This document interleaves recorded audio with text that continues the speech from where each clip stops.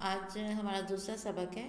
اس میں ہم دیکھیں گے کہ الف، الف مدہ اور حمزہ کے استعمال میں کیا فرق ہے۔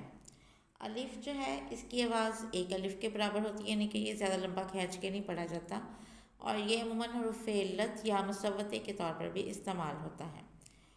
الف مدہ کی آواز دو الف کے برابر ہوتی ہے، اسے لمبا کھینچ کر پڑھا جاتا ہے، جیسے آم، آم نہیں ہوتا آم، جیسے آب اور اب ہوتا ہے۔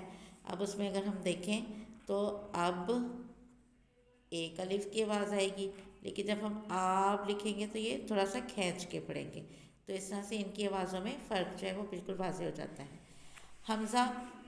حمزہ اردو میں پورا حرف شمار نہیں ہوتا، اکثر یہ صرف اضافت کے طور پر آتا ہے، یعنی کہ جیسے ہم اردو میں کاکی کے لیے حرف اضافت استعمال کرتے ہیں تو اس کے لیے استعمال ہوتا ہے، جیسے سرمایہ اردو، نغمہ شوق وغیرہ۔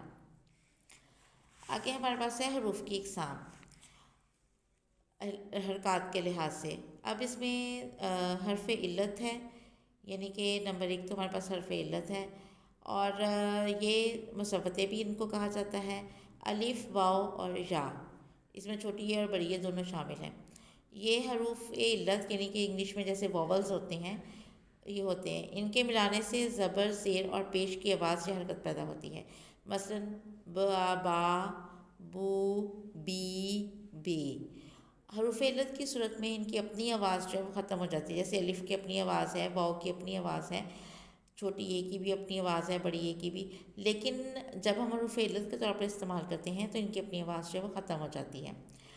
جیسے اب میں الف اپنی آواز دے رہا ہے، لیکن با میں اس کی آواز نہیں ہے، با کو صرف بے کی آواز کو زبر میں کنورٹ کر رہا ہے، اس میں تبدیل کر رہا ہے۔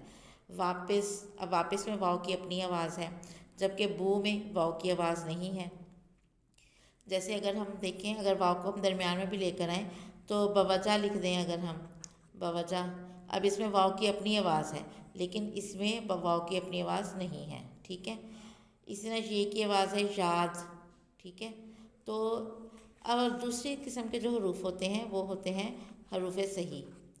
حروف صحیح یعنی کہ کانسوننٹ، یہ حروف صحیح جو ہیں باقی جتنے بھی حروف ہیں الف، واو اور یا کے علاوہ، وہ تمام کے تمام جو ہے وہ حروف صحیح ہوتے ہیں، یعنی کہ حروف علت کے علاوہ باقی سب حروف صحیح کہلاتے ہیں۔ انگلش میں ہم اسے کانسوننٹ کہتے ہیں، ٹھیک ہے۔ آج کے لیے بس اتنا ہی، اللہ حافظ۔